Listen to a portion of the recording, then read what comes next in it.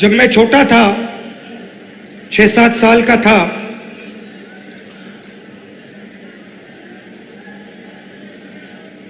तो मेरी दादी इंदिरा जी ने मुझे एक किताब दी थी। किताब का नाम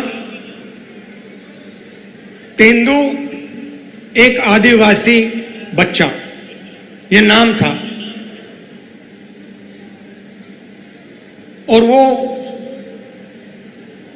एक आदिवासी बच्चे की जिंदगी के बारे में किताब थी। वो जंगल में कैसे जीता था,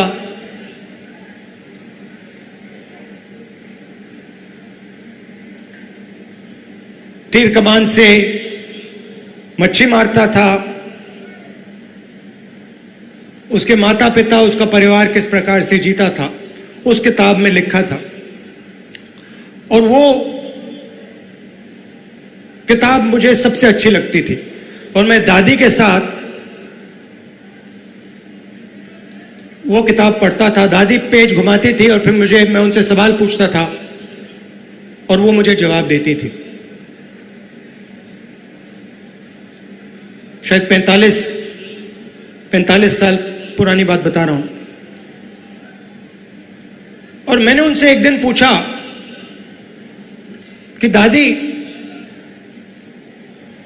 ये आदिवासी शब्द जो है, इसका मतलब क्या है? और जैसे आप जानते हो, वो आदिवासियों से बहुत प्यार करती थी, मोहब्बत करती थी।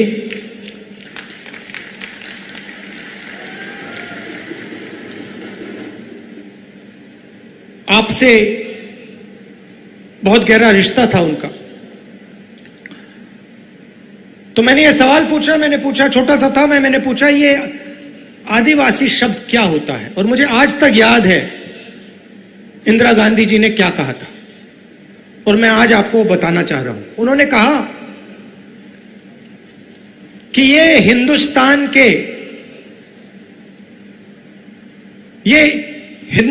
के पहले निवासी हैं। ये जो हमारी जमीन है, सुनिए, ये जो हमारी जमीन है, जिसको आज हम भारत कहते हैं, ये जमीन इन आदिवासियों की जमीन थी। और फिर उन्होंने कहा, जो आज का मॉडर्न समाज है, उसको आदिवासियों से जिंदगी जीना समझना चाहिए। ये उनके शब्द हैं। जल, जंगल, जमीन के साथ क्या बर्ताव होना चाहिए, क्या रिश्ता होना चाहिए, आदिवासियों से सीखना चाहिए। मगर एक बात मेरे दिमाग में बैठ गई कि आदिवासी इस देश के, इस धरती के पहले निवासी थे।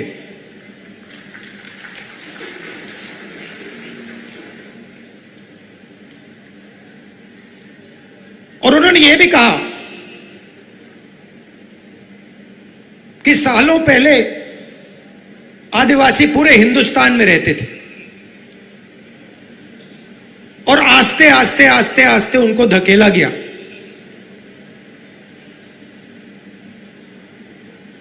तो यह बात मेरे दिमाग में बैठ गई, आदिवासी पहले निवासी थे और ये जो पूरा देश है, इसकी जमीन पहले आदिवासियों की हुआ करती थी। तो जब आप यहां शहीद हुए,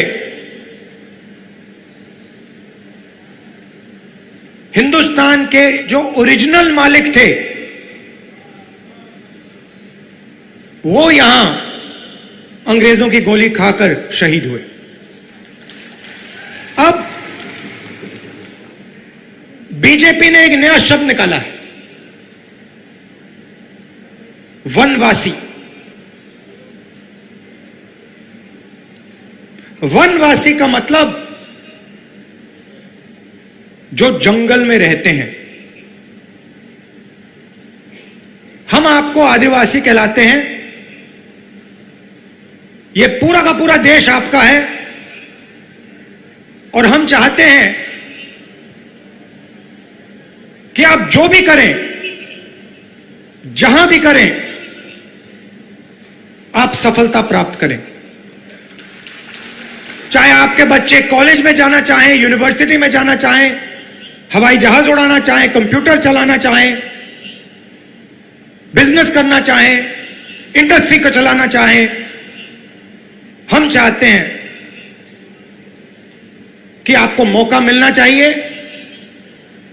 जो भी आप करना चाहते हैं, जो भी आप अपने बच्चों के लिए सपना देखना चाहते हैं, वो आपका सपना पूरा होना चाहिए। अब वो क्या कहते हैं? वो कहते हैं आप आदिवासी नहीं हो, आप हिंदुस्तान के पहले निवासी नहीं थे।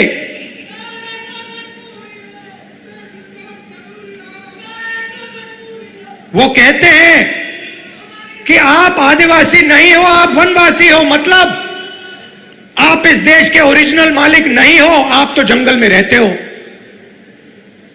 यह आपका अपमान है,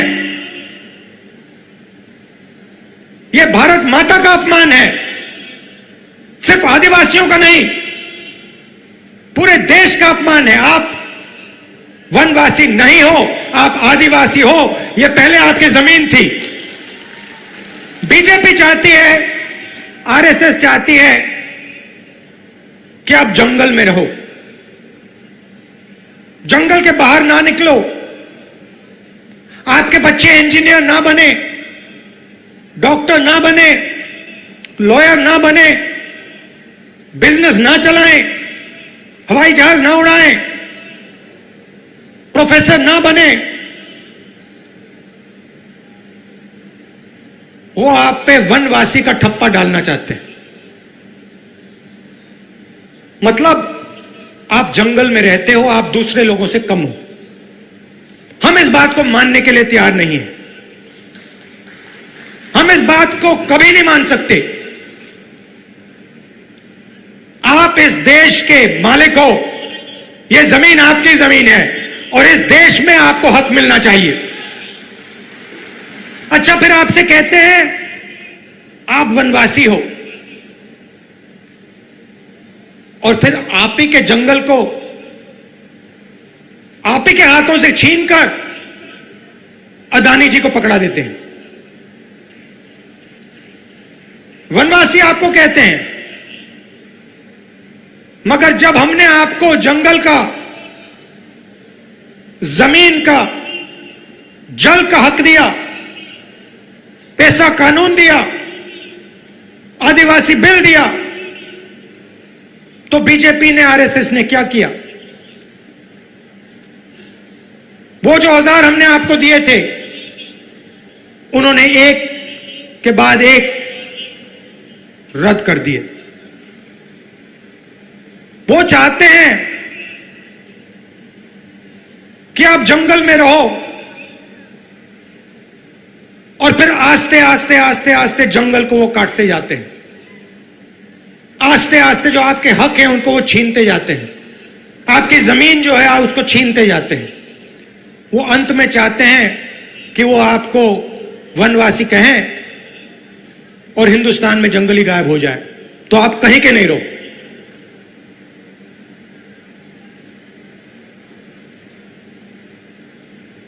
आप आदिवासी हो, आदिवासी थे और आदिवासी रहोगे। और इस बात को कोई बदल नहीं सकता, इतिहास को कोई बदल नहीं सकता। हिस्ट्री की किताब में कोई कुछ लिख ले, सच्चाई यह है कि यह जमीन पहले आदिवासियों की थी और आदिवासियों को इस देश में हक मिलना चाहिए। कोई भी सपना देखने का हक मिलना चाहिए। आज मैंने पार्लियामेंट में भाषण दिया और अपने भाषण में मैंने कहा कि हिंदुस्तान एक आवाज है, हर नागरिक की आवाज है, आदिवासियों की आवाज है, पिछड़ों की आवाज है, दलितों की आवाज है, अल्पसंख्यकों की आवाज है, जनरल कम्युनिटी की आवाज है, महिलाओं की आवाज है।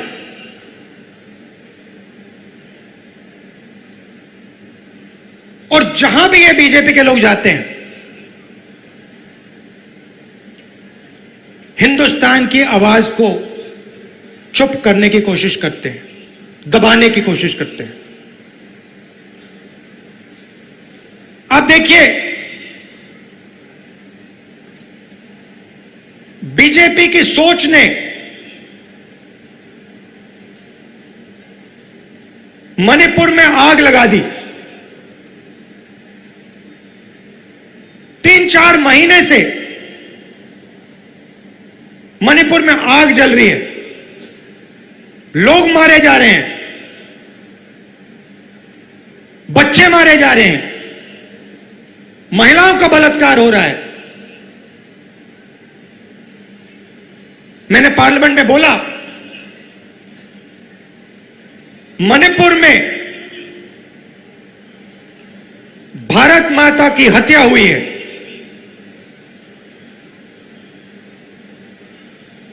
बीजेपी की विचारधारा ने मणिपुर में भारत माता की हत्या की है। और देखिए, 3-4 महीने से आग लगी है। अगर प्रधानमंत्री चाहे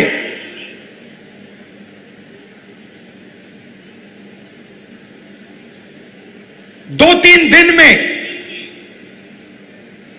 उस आग को बुझा सकते हैं। अगर प्रधानमंत्री ने हिंदुस्तान की सेना को कहा कि इस आग को 2 दिन में बुझा दो, हिंदुस्तान मणिपुर में जो आग जल रही है उसको 2 दिन में बुझा देगी। मगर प्रधानमंत्री आग को जलाना चाहते हैं।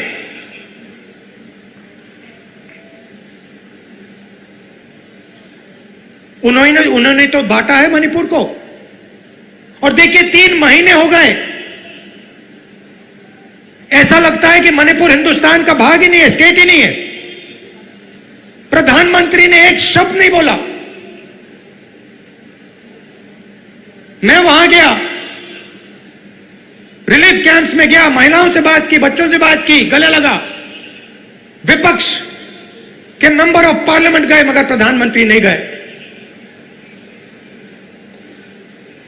एक शब्द आज तक नहीं बोला। जहां भी ये जाते हैं, किसी ना किसी को लड़ा देते हैं। आदिवासियों को कहेंगे तुम्हारी जमीन नहीं है, नफरत फैलाएंगे, हिंसा फैलाएंगे, बाकी लोगों के बारे में गलत शब्द प्रयोग करेंगे। इससे देश को फायदा नहीं होता। राजस्थान में देखिए, हमारी सरकार ने क्या क्या किया।